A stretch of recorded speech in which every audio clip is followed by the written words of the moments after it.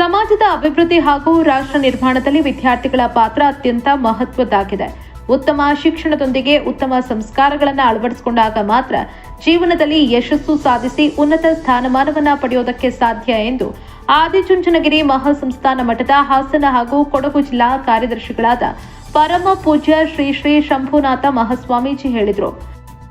ಬೇಲೂರು ಪಟ್ಟಣದ ಜೆಪಿ ನಗರದ ಆರ್ವಿ ಕಲ್ಯಾಣ ಮಂಟಪದಲ್ಲಿರುವ ಬಿಜಿಎಸ್ ವಿಜ್ಞಾನ ಹಾಗೂ ವಾಣಿಜ್ಯ ಪದವಿ ಪೂರ್ವ ಕಾಲೇಜು ವತಿಯಿಂದ ಆಯೋಜಿಸಿದ್ದ ಗುರುವಂದನಾ ಹಾಗೂ ಪ್ರತಿಭಾ ಪುರಸ್ಕಾರ ಕಾರ್ಯಕ್ರಮದಲ್ಲಿ ಆಶೀರ್ವಚನ ನೀಡಿ ಮಾತನಾಡಿದ ಅವರು, ಇಂದಿನ ವಿದ್ಯಾರ್ಥಿಗಳು ಮೊಬೈಲ್ ಹಾಗೂ ಸಾಮಾಜಿಕ ಜಾಲತಾಣಗಳ ವ್ಯಾಮೋಹಕ್ಕೆ ಬಲಿಯಾಗ್ತಾ ಇರುವುದು ಕಳವಳಕಾರಿ ಬೆಳವಣಿಗೆ.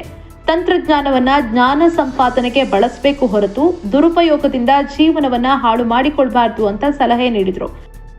ಕಾರ್ಯಕ್ರಮದಲ್ಲಿ ಮಾತನಾಡಿದ ಶ್ರೀ ದೇವರಾಜ ಅರಸು ಸರ್ಕಾರಿ ಪ್ರಥಮ ದರ್ಜೆ ಕಾಲೇಜು ಹುಣಸೂರು ಭೂಗೋಳಶಾಸ್ತ್ರ ವಿಭಾಗದ ಮುಖ್ಯಸ್ಥರು ಹಾಗೂ ಪ್ರಾಧ್ಯಾಪಕರಾದ ಡಾಕ್ಟರ್ ಹೇಮಚಂದ್ರ ಅವರು, ಕರ್ನಾಟಕದ ವಿದ್ಯಾರ್ಥಿಗಳಲ್ಲಿ ಅಪಾರ ಪ್ರತಿಭೆ ಮತ್ತು ಬುದ್ಧಿವಂತಿಕೆ ಇದೆ. ಆದರೆ ಅದನ್ನು ಸರಿಯಾದ ಸಮಯದಲ್ಲಿ ಸರಿಯಾದ ರೀತಿಯಲ್ಲಿ ಬಳಸಿಕೊಂಡು ಉನ್ನತ ಗುರಿಗಳನ್ನು ಸಾಧಿಸುವ ಮನೋಭಾವ ಬೆಳೆಸಿಕೊಳ್ಳಬೇಕು. ಐಎಎಸ್, ಐಪಿಎಸ್, ಐಎಫ್ಎಸ್ ಸೇರಿದಂತೆ ದೇಶದ ಅತ್ಯುನ್ನತ ನಾಗರಿಕ ಸೇವೆಗಳ ಹುದ್ದೆಗಳನ್ನು ಅಲಂಕರಿಸುವ ಮೂಲಕ ರಾಜ್ಯಕ್ಕೂ ದೇಶಕ್ಕೂ ಕೀರ್ತಿ ತರುವಂತಹ ಸಾಧನೆ ಮಾಡಬೇಕು ಅಂದರು. ಈ ಸಂದರ್ಭದಲ್ಲಿ ಪ್ರತಿಭಾವಂತ ವಿದ್ಯಾರ್ಥಿಗಳನ್ನು ಸನ್ಮಾನಿಸಿ ಪುರಸ್ಕರಿಸಲಾಯಿತು. ನಂತರದಲ್ಲಿ ವಿವಿಧ ವಿಷಯಗಳ ಪಠ್ಯಪುಸ್ತಕಗಳನ್ನು ಬಿಡುಗಡೆಗೊಳಿಸಲಾಯಿತು.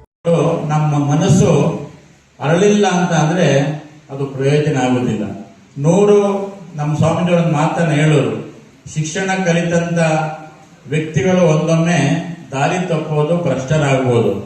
ಆದ್ರೆ ತಂದೆ ತಾಯಿಗಳಿಂದ, ಗುರುಗಳಿಂದ ಕಲ್ತಂತ ವಿದ್ಯಾರ್ಥಿಗಳು, ಸಂಸ್ಕಾರ ಕಲ್ತಂತ ವಿದ್ಯಾರ್ಥಿಗಳು ಎಂದಿಗೂ ಅವರು ದಾರಿ ತಪ್ಪಲಿಕ್ಕೆ, ಭ್ರಷ್ಟರಾಗ್ಲಿಕ್ಕೆ ಸಾಧ್ಯ ಇಲ್ಲ ಅಂತ ಹೇಳಿ ಇದು ಮಾತು.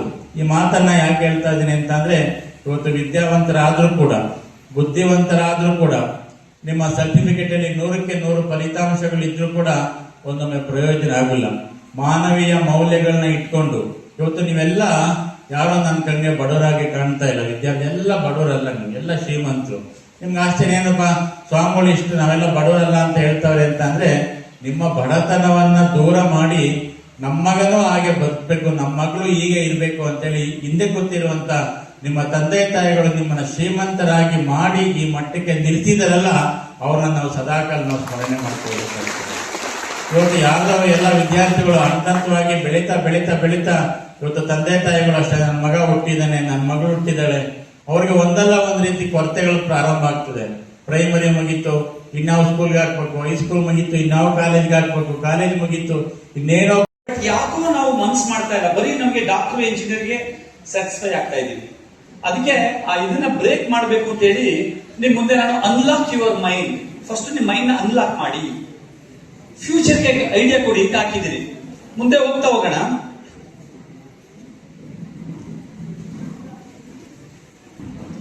ವಿಶೇಷ ಏನಾದ್ರು ಗೊತ್ತಾ ನಿಮಗೆ? ಇವತ್ತು ಎಪಿಜೆ ಅಬ್ದುಲ್ ಕಲಾಂ ಅವರ ಪುಣ್ಯ ಸ್ಮರಣೆ.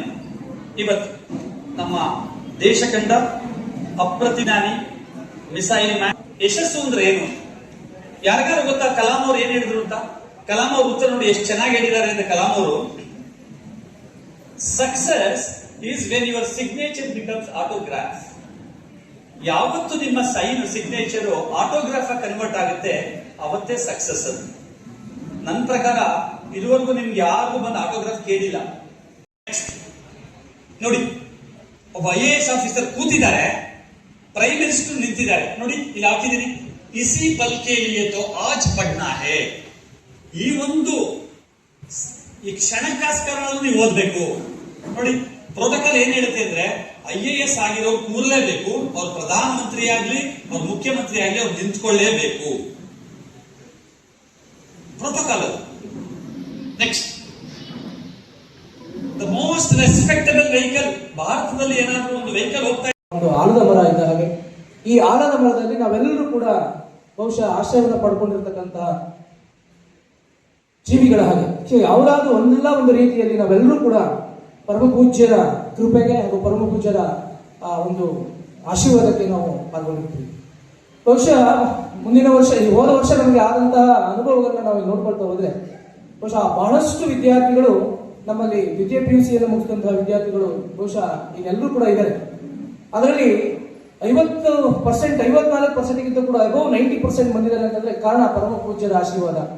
ಏಕೆಂದ್ರೆ ಆ ವಿದ್ಯಾರ್ಥಿಗಳನ್ನ ನಾವು ಸುಮಾರು 12 ಗಂಟೆಗಳ ಕಾಲ, ರಾತ್ರಿ 12 ಗಂಟೆಗಳ ಕಾಲವರೆಗೂ ಕೂಡ ಮಕ್ಕಳಿಗೆ ವಿಶೇಷ ತರಗತಿಗಳನ್ನ ನಡೆಸಿ ಅವಳ ಅತ್ಯಧಿಕ ಅಂಕಗಳನ್ನ ಗಳಿಸಿ ಇವತ್ತು ಉತ್ತಮವಾಗಿರ್ತಕ್ಕಂತಹ ಕಾಲೇಜುಗಳಲ್ಲಿ, ರೆಪ್ಯುಟೆಡ್ ಆಗಿರ್ತಕ್ಕಂತಹ ಕಾಲೇಜುಗಳಲ್ಲಿ ಸೀಟ್ಗಳನ್ನು ಪಡ್ಕೊಳ್ಳಿಕ್ಕೆ ಪರಮ ಪೂಜ್ಯರು ಬಹುಶಃ ಆಶೀರ್ವಾದವನ್ನು ಮಾಡದೇ ಕಾರಣ ಅಂತ ನಾವಲ್ಲಿ ಭಾವಿಸ್ಕೋಬೇಕಾಗ್ತದೆ. ಸೊ ಇವತ್ತು ಬಹುಶಃ ಹೊಸದಾಗಿ ಬಂದಿರತಕ್ಕಂತಹ BGSಗೆ ಒಂದು ನಮ್ಮ ಕುಟುಂಬಕ್ಕೆ ಬಂದಿರತಕ್ಕಂಥ ಪ್ರೀತಿಯ ವಿದ್ಯಾರ್ಥಿಗಳಿಗೆ, ದ್ವಿತೀಯ PUCಯ ವಿದ್ಯಾರ್ಥಿಗಳು ಅವರನ್ನ ಸ್ವಾಗತವನ್ನು ಕೊಡ್ತಕ್ಕಂತಹ ಕಾರ್ಯಕ್ರಮ. ಹಾಗೆ ಅದರ ಜೊತೆಗೆ ಪೂಜ್ಯ ಪರಮ ಪೂಜ್ಯರನ್ನು ನೆನೆಯುತ್ತಾ ಗುರುಗಳಿಗೆ ಗುರುವಂದನೆ ಕಾರ್ಯಕ್ರಮ ಹಾಗೂ CET ಮತ್ತು NEET ಕಾರ್ಯಕ್ರಮದ ಉದ್ಘಾಟನೆಯ ಒಂದು ಕಾರ್ಯಕ್ರಮವನ್ನ ಹಮ್ಮಿಕೊಂಡಿದ್ದಾರೆ.